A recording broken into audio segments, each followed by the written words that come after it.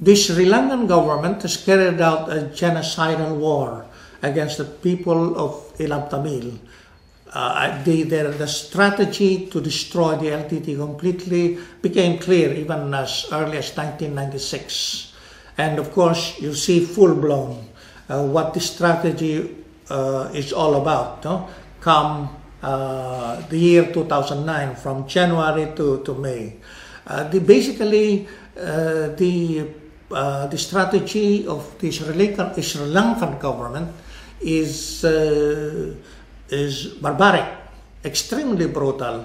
The basic strategy is to separate the people from the military forces and the leadership of the armed revolution. And so what the Sri Lankan government did was to engage in what is termed in the US manuals as base denial operations. So the people are forcibly put into strategic hamlets, and then within the strategic hamlets, people cannot go out without logging out, and they cannot come in without logging in. And then within the strategic hamlets, the Sri Lankan, the Sinhala army search out those they suspect as belonging to the LTT, and they terrorize such people, and also the relatives and friends of the revolutionaries. And the main purpose is to separate the strategic hamlet from the LTTE military forces. That's the way they did it. And so they prepared all the resources for maintaining the strategic hamlets, as well as for deploying large military forces and chopping up the Tamil Ilam into different areas for saturation military campaigns. In the Philippines, we have that kind of experience, and so we are well aware how the enemy tries to sort of remove the water from which the People's Army can swim.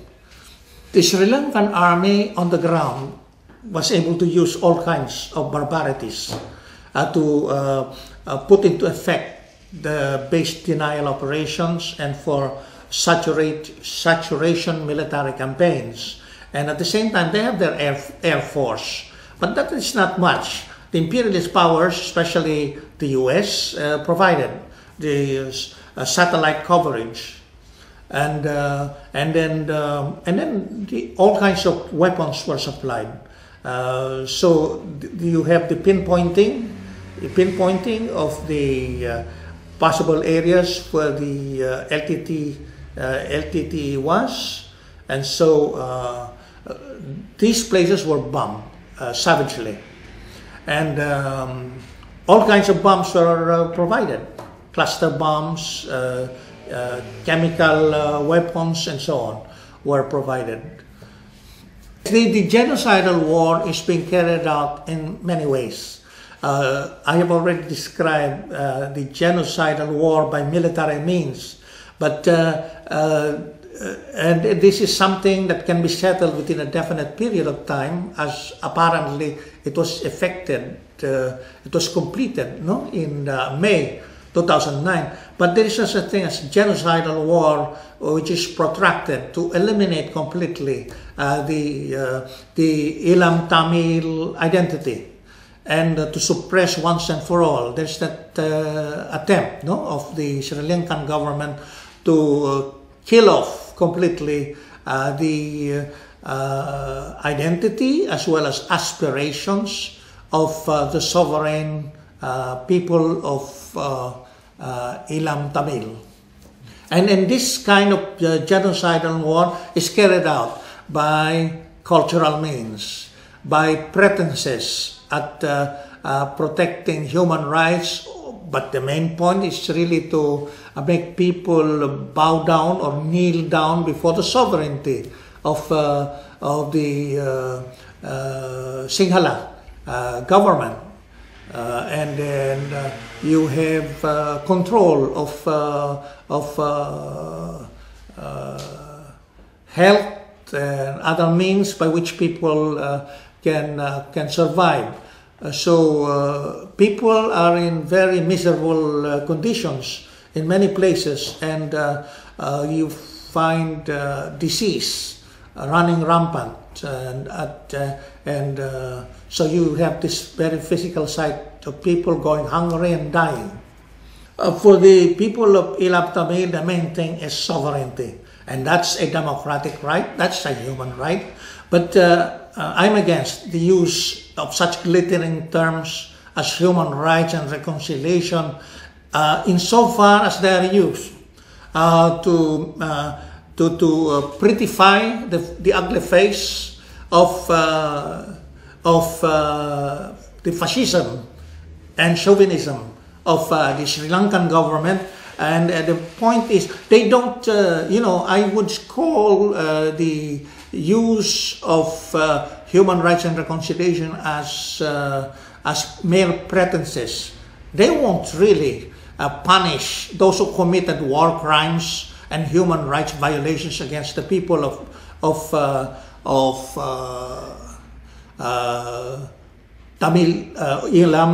Ilam Tamil.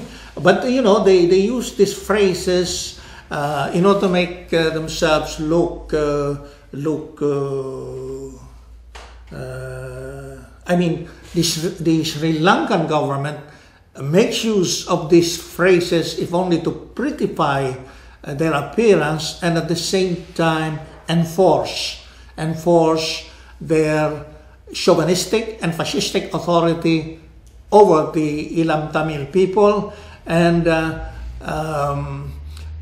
they want to gloss over the demand of the people for the right to self-determination being respected, to have their own sovereignty. That's the main point. And when the Sri Lankan government has already achieved its purposes of misleading and pacifying people, then this pretenses at respecting human rights and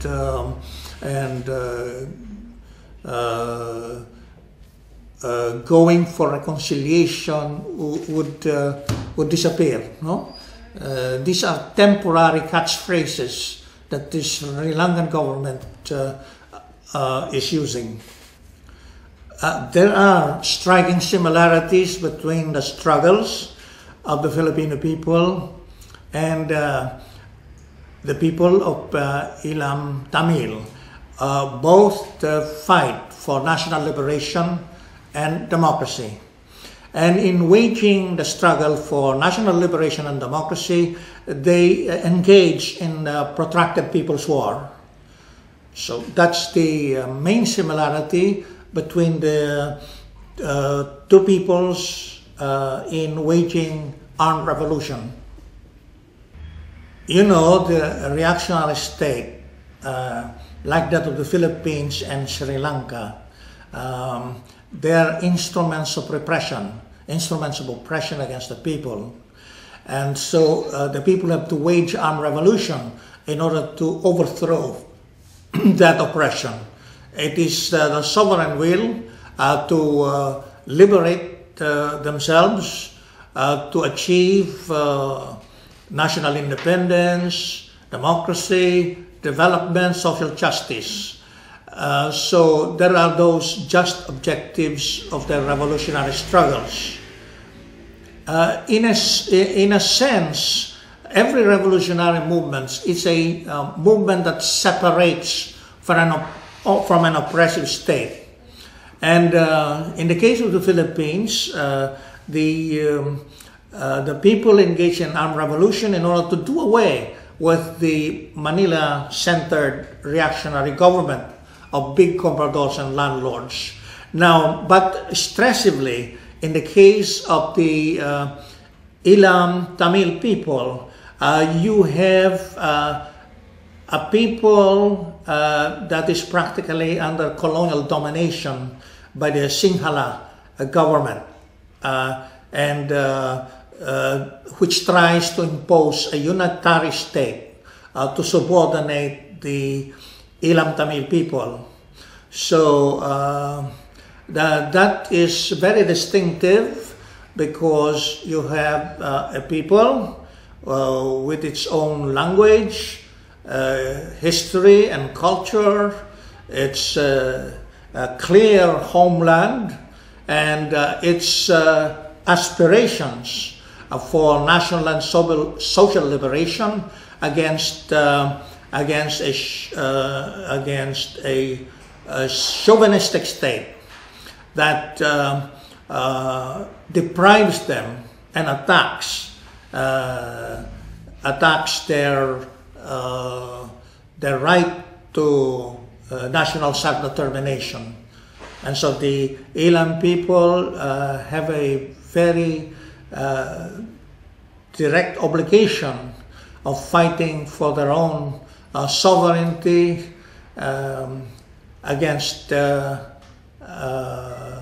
state that presumes to have unitary power over them. You know, an armed revolution of the oppressed people starts from small, and it grows into something bigger, more significant. A point is reached when the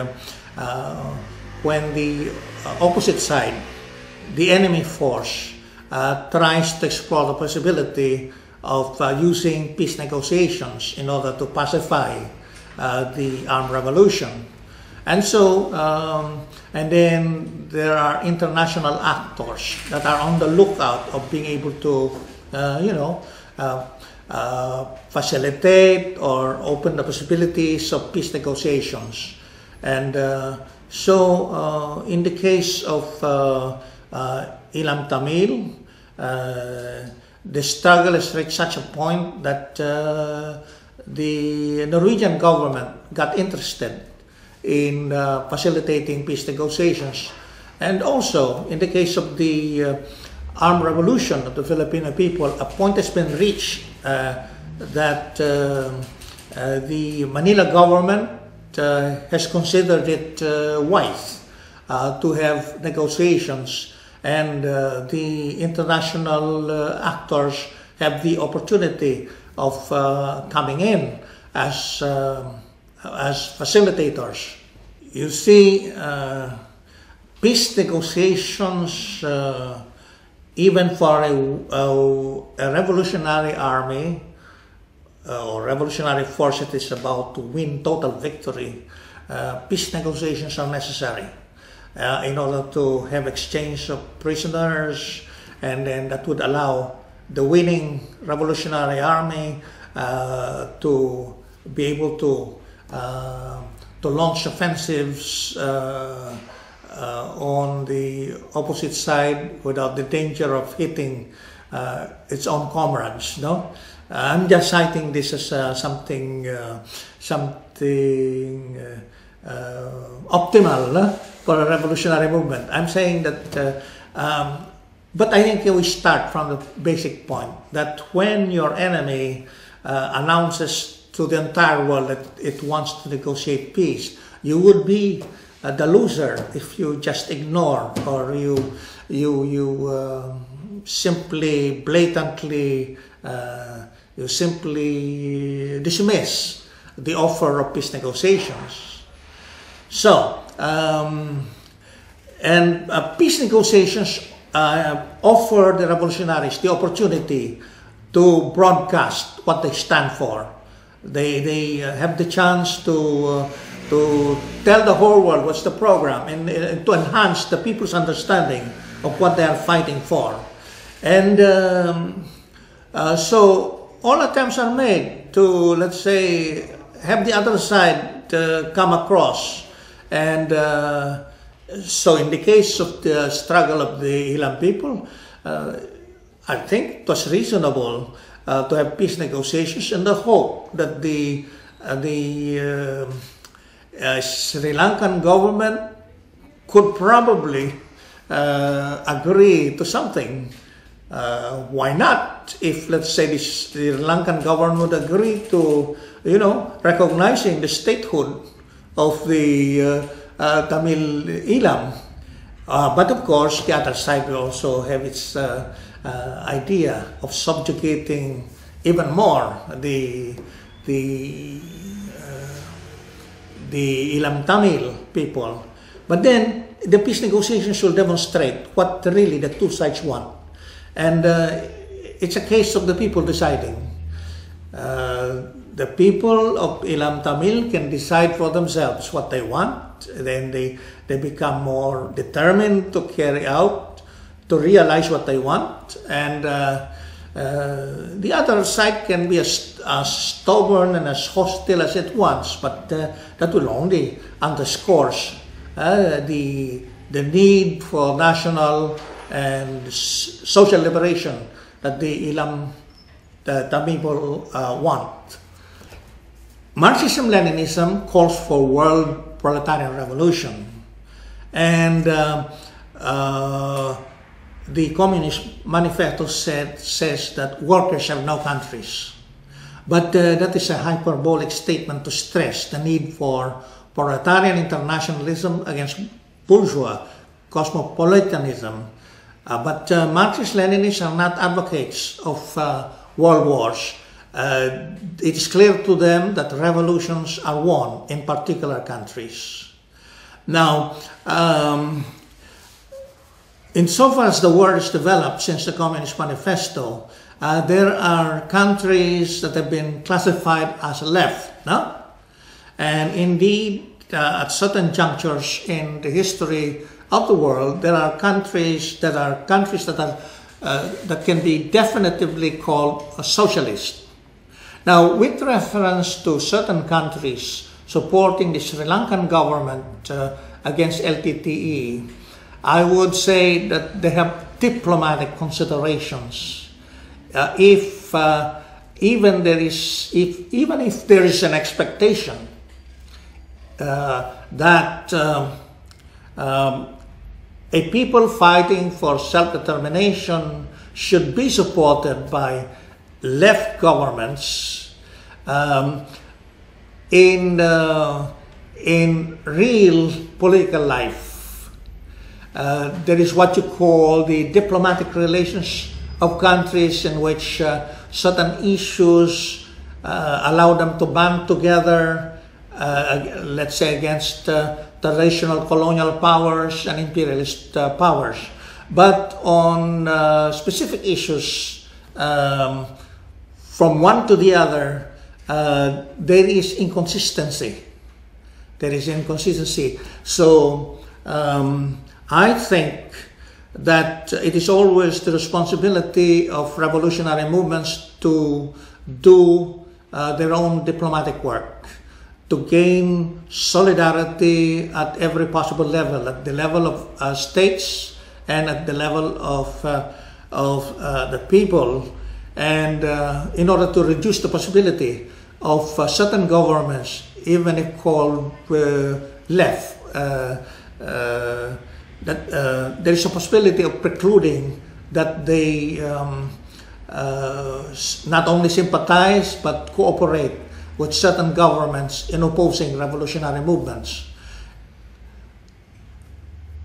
We might say in general that if the Sri Lankan government is to be considered anti-colonial or even anti-imperialist, that is because in certain issues it takes certain postures that certain governments known to be left would appreciate.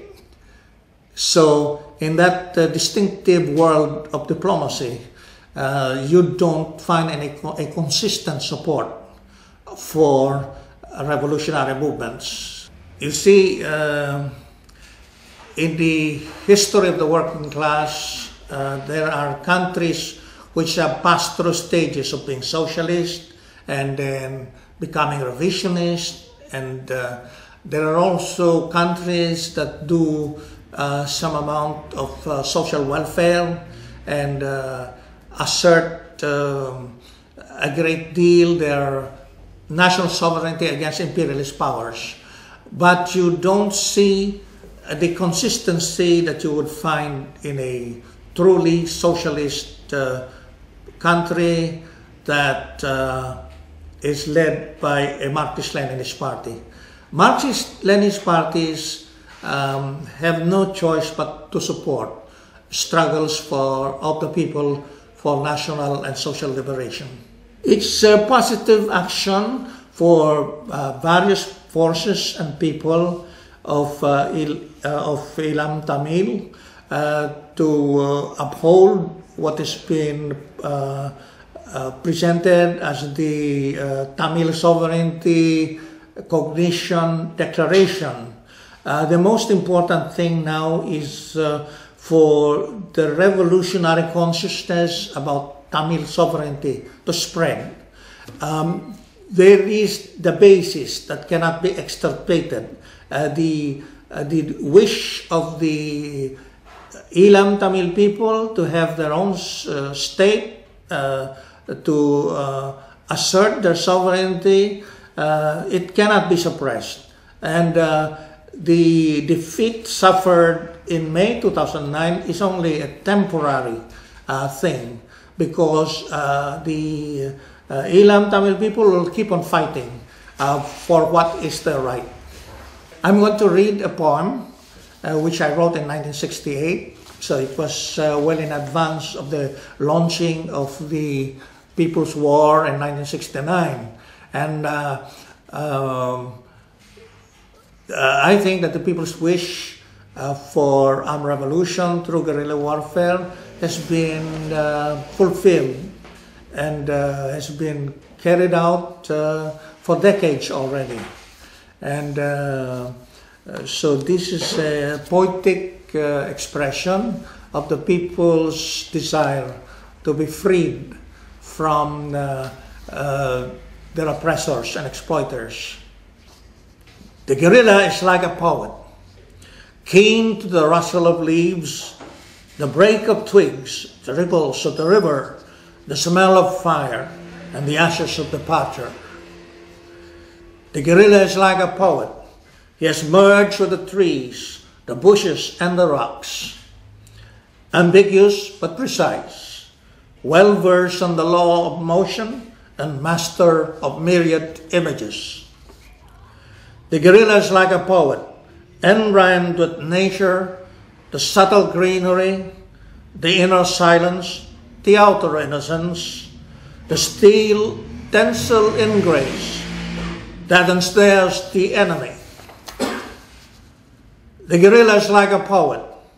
He moves with the green-brown multitude, in bush burning with red flowers that crown and hearten all, swarming the terrain as a flood, marching at last against a stronghold, an endless movement of strength. Behold the protracted theme, the people's epic, the people's war.